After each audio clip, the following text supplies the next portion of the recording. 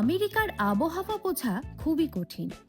March মাসে আমরা এক সপ্তাহের জন্য ডেনভার গিয়েছিলাম। সেখানে প্রথম দিনেই টেম্পারেচার ছিল -8, আবার তার পরের দিন থেকেই প্রচণ্ড গরম।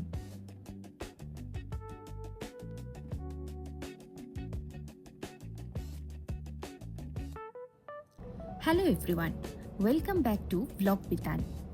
ডেনভারে গিয়ে আমরা কোথায় কোথায় ঘুরলাম, কি কি দেখলাম এবং কি কি খেলাম, সব কিছু নিয়ে থাকছে আজ আমার এই স্পেশাল ব্লগ। ডেনভার এয়ারপোর্টে নেমেই প্রচণ্ড ঠান্ডায় প্রায় হাত অবশ হয়ে যাচ্ছিল। সত্যি বলতে এই রকম আবহাওয়ার জন্য আমরা একেবারেই প্রস্তুত ছিলাম না। এয়ারপোর্ট থেকেই ট্রেন ধরে আমরা পৌঁছলাম ইউনিয়ন স্টেশন, আর সেখান থেকে ডেনভার ডাউনটাউন। ডেনভারে এত স্নোফল হওয়ার কারণে প্রথম দিন হোটেলে চেক ইন করে আর কোথাও আমাদের যাওয়া হয়নি। আমাদের রুম থেকে বাইরের দৃশ্যটা ঠিক এরম ছিল। ওই যে দূরে দেখা যাচ্ছে পাহাড়, যা রকি পর্বতমালার অংশ। ডেনভারের জনবসতির একটা বড় অংশ মেক্সিকান আমেরিকান, তাই বহু বছর ধরে এখানে মেক্সিকান খাবার, সংস্কৃতি এবং উৎসবের একটা ছোঁয়া পাওয়া যায়। ডেনভার শহরে ছড়িয়ে ছিটিয়ে এমন প্রচুর মেক্সিকান রেস্টুরেন্ট রয়েছে। তার মধ্যে আমাদের হোটেলের কাছাকাছি একটি রেস্টুরেন্টে আমরা তার পরের দিন ব্রেকফাস্ট করতে গিয়েছিলাম। রেস্টুরেন্টে গিয়ে সে হলো আর এক কাণ্ড। ব্রেকফাস্ট করতে গিয়ে যে লাঞ্চ করব সেটা প্রথমে বুঝিনি। খাবারের পরিমাণ এতটাই বেশি ছিল যে আমরা দুজনেই পুরো খাবার শেষ করে উঠতে পারিনি। খাবারে ছিল চিকেন স্ক্র্যাম্বলড এগ, আমাদের ভাষায় যা ঝুড়ো ঝুড়ো করে ডিম ভাজা, ডাল জাতীয় একটি জিনিস, পেঁয়াজ, আলু, ক্যাপসিকাম সব দিয়ে একটি ফ্রাই, আর রুটি।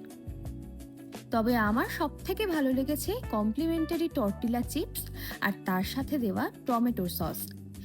এত টেস্টি সস আমি সত্যিই আগে কখনো খাইনি। ডেনভারে আমরা যে কদিন ছিলাম তার মধ্যে বেশ কয়েকবার আমরা রেস্টুরেন্টে গিয়েছিলাম, আর টাকো, টামালেটস, বুরিটো এবং আরও অনেক রকমের মেক্সিকান খাবার আমরা খেয়েছিলাম। তার মধ্যে এই ডেজার্টটার কথা একেবারেই না বললে নয়। অসম্ভব ভালো খেতে ছিল এটা। বিশেষ করে পুডিংটায় দারচিনির একটা টেস্ট ছিল, যার জন্য এটা খেতে আরও ভালো লাগছিল। তারপর আমরা ট্রেনে করে চলে গিয়েছিলাম গোল্ডেন সিটি। ট্রেনের জানলা দিয়ে বাইরের সুন্দর দৃশ্য উপভোগ করতে করতে মাত্র 40 থেকে 45 মিনিটের মধ্যেই আমরা পৌঁছে গিয়েছিলাম গোল্ডেন সিটিতে। ডেনভার পাহাড়ের পাদদেশে অবস্থিত একটি শহর। সমুদ্রপৃষ্ঠ থেকে 14,000 ফুট উপরে অবস্থান হওয়ার কারণে বছরের প্রায় বেশিরভাগ সময়ই এখানে ঝকঝকে পরিষ্কার আকাশ দেখতে পাওয়া যায়। ডেনভারের পাবলিক ট্রান্সপোর্টেশন বেশ ভালো। বিশেষ করে ডেনভার শহরের মধ্যে এবং শহরের আশেপাশের জায়গাগুলোতে ট্রেনে এবং বাসে করে বেশ ভালোই ঘোরা যায়। ওই যে পাহাড়গুলো দেখছেন, ওগুলো সবই রকি পর্বতমালার অংশ। রকি পর্বতমালা অনেক প্রাচীন একটি পর্বতমালা, যা কানাডা থেকে ইউএসএ নিউ মেক্সিকো পর্যন্ত প্রায় 3,000 মাইল জুড়ে বিস্তৃত। ছোটবেলায় ভূগোলে অনেকবার এই রকি পর্বতের কথা পড়েছি। আজ সামনে থেকে দেখারও সুযোগ হয়ে গেল। গল্প করতে করতে পৌঁছে গিয়েছি গোল্ডেন স্টেশন।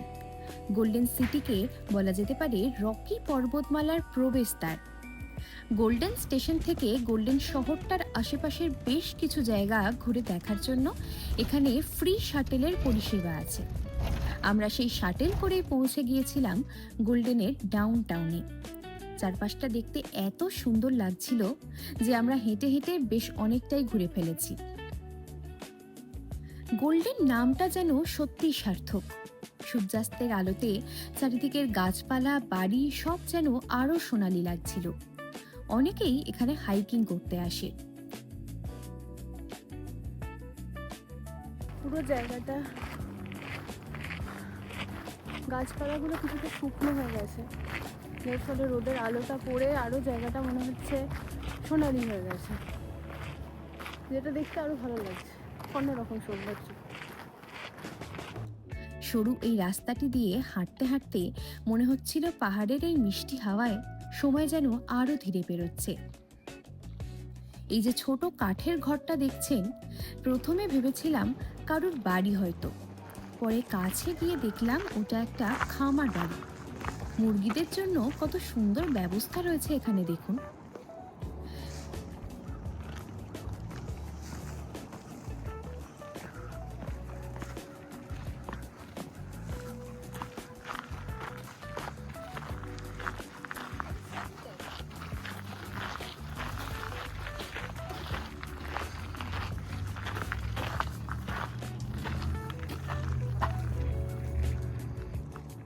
সেই দিনকার মতো আমাদের ঘোরাঘুরি শেষ হলো। এরপর একদিন আমরা চলে গিয়েছিলাম ডেনভার আর্ট মিউজিয়ামে।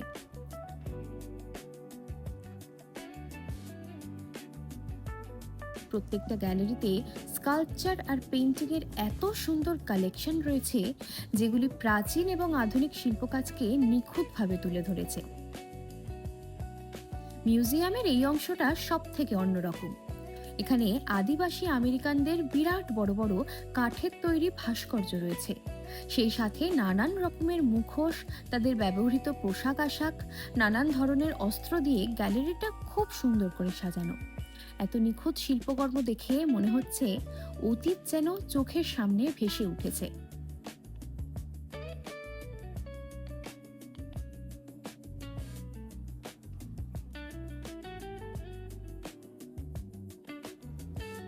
ডেনভার শহরের আরেকটা জনপ্রিয় জায়গা হলো এই 16th স্ট্রিট। কেনাকাটা করার জন্য কিন্তু এই জায়গাটা একেবারেই উপযুক্ত। প্রচুর দোকান, প্রচুর ক্যাফে, রেস্টুরেন্ট এই স্ট্রিটে রয়েছে।